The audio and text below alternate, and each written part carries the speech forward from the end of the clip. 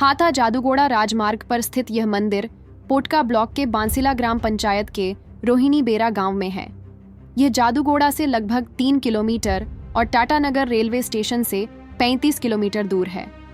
रंकिणी मंदिर, जिसे कापड़गादी घाट रंकिणी मंदिर के नाम से भी जाना जाता है, भारत के झारखंड में जमशेदपुर के जादूगोड़ा के पास पोटका ब्लॉक में बांसिला ग्राम पंचायत के रोहिणी बेरा गांव में स्थित एक मंदिर है।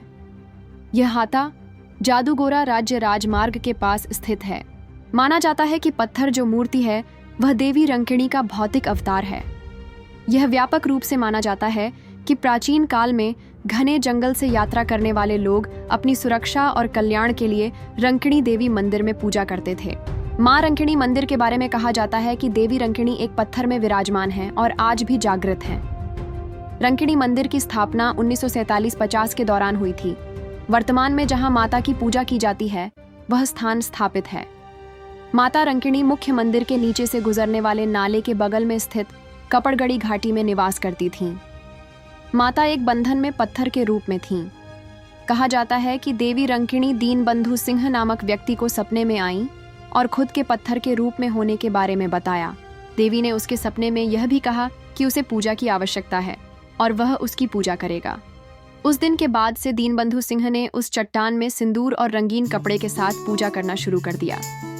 उसके कुछ वर्षों बाद मां ने दीनबंधु को एक दिव्य स्वप्न दिया और उसे एक स्थान स्थापित करने के लिए कहा जहां आम लोग भी पहुंच सकें और माता रंकिणी की पूजा कर सकें। माता के आदेश का पालन करते हुए दीनबंधु ने एक पत्थर को देवी की मूर्ति के रूप में स्थापित किया जहां मां रंकिणी का मंदिर स्थित है। दीनबंधु के बाद उनके पुत्र मानसिंह और मानसिंह के बाद उनके पुत्र बैद्यनाथ सिंह अपने परिवार और उनके द्वारा बनाए गए ट्रस्ट के साथ मंदिर का संचालन कर रहे हैं। कहा जाता है कि जिस पत्थर को माता के रूप में पूजा जाता है उसका आकार साल दर साल बढ़ता जा रहा है। इस पत्थर को जीवित पत्थर कहा जाता है। लोग इसे माता की महिमा और उनकी दिव्य उपस्थिति का प्रमाण बताते हैं। देवी रंकिणी कापड़गादी घाटी के जंगलों में रहती थीं।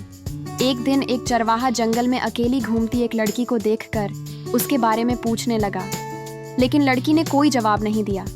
चरवाहे से बचने के लिए वह कापड़गादी घाट पहुंची जहां एक धोबी कपड़े धो रहा था। वह उसके कपड़े के थैले में घुस गई और छिप गई। थोड़ी देर बाद जब चरवाहे को लड़की नहीं मिली तो वह जंगल में वापस लौट आया। इस बीच कपड़ों का वह ढेर जिसमें देवी छिपी हुई थी पत्थर में बदल चुका था।